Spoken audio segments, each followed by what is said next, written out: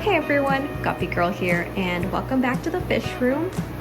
Came back from FishtoberFest with some Neocaridina shrimp and a ton of plants, because you know me, crazy plant collector here.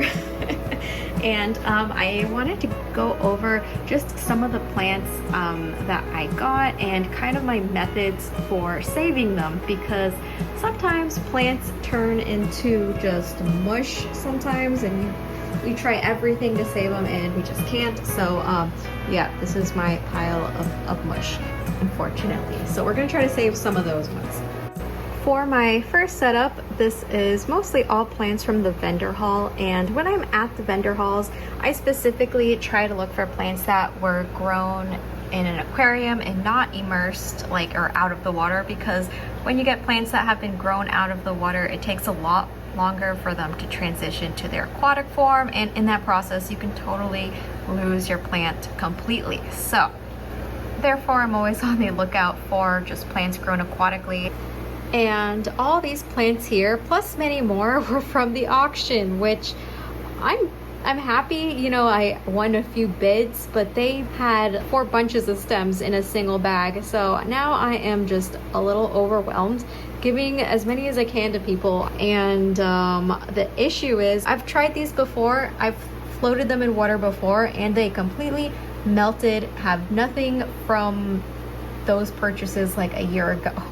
And I floated them in water again this time, thinking maybe, you know, I did something wrong the first time.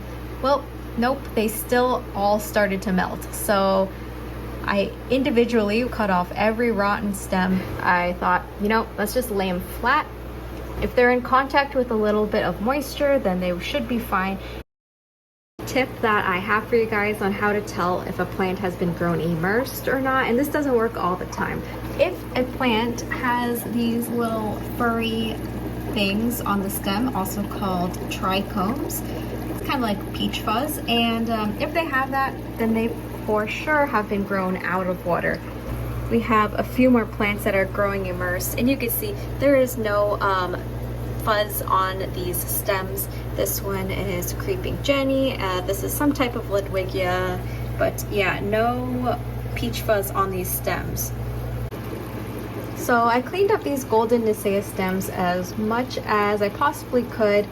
They were pretty bad. These were the ones that came out of the tank over there. But these are the pieces that are still hard. I cut off the rotting stem bits and all of the rotting leaves and other stuff that's coming off pretty easily. I left that for the shrimp to clean up. The moment I put these stems in here, they were all over it. Well, I think the shrimp are just about done with this. So everybody evacuate. Let's do one extra dip. Okay, so it ain't much, but we do have one good stem that is still alive. So we're going to plant the rest of it in this tank. And it's hard to see, but those red stems in the back are all of the remaining Nesaea stems. Well guys, I think I'll see you in a week with an update on, is this mess of plants gonna make it? You know, who knows? All of the golden Nesaea that I was trying to save, you can kind of see those middle stems. Yep, that is all that is left. It looks like those are pretty much goners. I don't expect anything to come back. Well, it's about time I take this tank apart and just start cycling it, taking out everything in here, because yep, most of the plants died, as you can see here. So many dead leaves, yay. The nice thing is that looks like the Bacopa mostly made it, question mark. I mean, it's turning into gloop a little bit because this is some polluted water at this point, so they need to be put in fresh water and cleaned off. And I'm just gonna put these guys all in my terrarium bin setup. Now that doesn't have like extremely high light, but it's something, and it looks like most of these stems are gonna make it. See, we got some roots over there, so that's always good to see. This one is definitely turning more green than purple. So this is supposed to be Bacopa salzmani, I think that's how you say it, or purple bacopa. And here's where I'm going to put the bacopa. It's my little, maybe not so little, terrarium bin, and I kind of just throw plants in here when I'm trying to keep them alive or flower them, or tissue cultures, stuff like that. What I wanted to show you guys was some of these bacopa stems. So we got some, yeah, nice new roots here. And what I thought was interesting is you see this stem in the middle with the peach fuzz. That was an original stem, and then we have a new stem coming in here and there's no peach fuzz at all, meaning that this one is getting more accustomed to growing in a high humidity setup, and that might actually make it if I put it in an aquarium, but it's just such a tiny little piece that I don't want to risk it yet. So that's why I'm going to grow this out more in the high humidity terrarium bin here. And yeah, probably will lose its purpleness, so I just need to remember where I'm placing it, otherwise I'm gonna forget. So I'm gonna put them all in the corner here.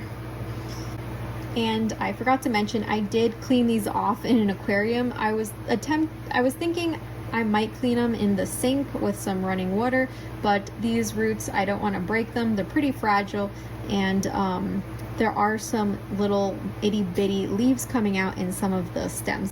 And this stem I wanted to show you guys, and there is just an itty bitty root on this, so not much going on, but it is forming some new leaves right there. So those are new, this is new, and then most of the old leaves have fallen off and died. There's another dead one. That is one of the reasons why I didn't want to wash them off in the sink, because I was just cleaning them in the aquarium by kind of like just squishing them around in the water, and I accidentally knocked off one of these little nodes. So I was like, oh dang it. So yeah, sink would have been a little too harsh for trying to clean these ones off, because they're still pretty delicate. And this is the last Nesaea, golden Nesaea stem I have that was in with the bacopa, and I don't know, it might make it. It's still firm, it's not squishy completely yet. And I thought it was interesting that Nesaea has these little roots growing off the bottom of the stem. It reminds me a lot of ivy. If you've seen ivy grow, it kind of grows roots and then attaches to wood. So I don't know, it's very interesting. I wouldn't have guessed this plant terrestrially grows these aerial roots for grasping onto things. So maybe hope for this one. I'm going to throw it in here and we will pray that this one comes back also. Okay, future me, don't forget there's one here, and it is next to the Bacopa Monieri, and there's a couple over here against the wall, and then there's a bunch in the middle here, so don't forget me. And if you guys are wondering, I barely spray or even open the container. I try not to open it because that just lets out the moisture. I did hot glue this little, I don't know, squishy pieces of, I don't know, craft foam or something to try to make a gasket around the rim so I wouldn't lose humidity, because that was actually a problem. I was losing a lot of humidity at the beginning when I set up this bin, and it's probably about time that I freshened it up a little more, added a little more substrate, because down here you can see that silver is the cross stitch plastic grid that I used to separate the dirt from the rock and reservoir layer below. But yeah, after removing so many plants, I've lost quite a bit of dirt and probably need to add more. But anyways, that's this bin. Not too glamorous. Let's hope that the Bacopa makes it, even if it doesn't stay purple. There are some little detritivores in here. I'm thinking they're probably springtails of some type, and they'll eat the mold and any rotting and dead plants, so hopefully they'll take care of my Bacopa for me and clean it up a little bit. Thanks to the power of procrastination, it has now been 1 month, so I figured I would take this bin out and we can go look at this now at 2 in the morning. Effects or results. You can see here, this is the section where I have all the Bacopa salzmani, and it is not really purple. I do have like these darker bits here, but it's very odd. Yeah, so for some reason, this bit has like died off. Some of these Bacopa stems are completely like wilting, melted. I don't know, it's like very odd. It's kind of like they're not rotten, but they like dried up for some reason. But it's definitely humid in here. And it's odd because the same plant, you know, has a perfectly good shoot, while this one is not so hot. Although there is a little streak or two little streaks of purple, so that's nice to see. I don't think this is normal growth considering like over here, this is another one and the top is like perfectly healthy and fine. So this one over here, which is more of like a purpley brown color, and these leaves are also super thin. Like I feel like I might break them if I touch them too much. So I don't know why the leaf doesn't feel normal. It's super thin, you know, compared to these green ones that are shiny and like thick and rigid. Definitely not gonna like damage those ones, but for some reason those purple ones or brown ones at the top are really delicate. So don't know what's up with that, but we'll just see if that one makes it or if it's gonna dry up like these other ones.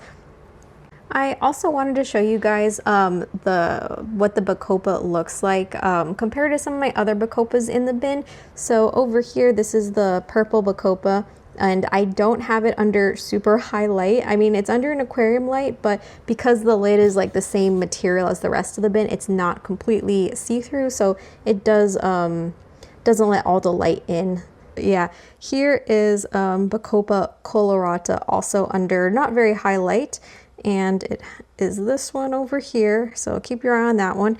And then this is the Bacopa, the Purple Bacopa. This is also Purple Bacopa, and you can see in the center of the stems is like a streak, which I think is interesting. Hopefully that helps you if you're trying to save Purple Bacopa. All the other Bacopas I've had so far have been pretty easy. This one's just the only one that's always given me a really hard time. But hopefully third time is the charm. Unfortunately, the Ludwigia red skeleton completely melted away, so that's all gone, and the golden Nesaea is kind of alive. Not much hope there, but maybe next time I'll just throw them in this plant bin and maybe they'll survive. Who knows? It's always a trial and error, and I am by no means an expert. So if you guys have any tips on how to transfer these plants from a terrestrial growth to an aquatic growth, leave it in the comment section below. I'd love to know, and I'm sure many other people have had trouble with these plants too. And I'll see you guys next time. Bye!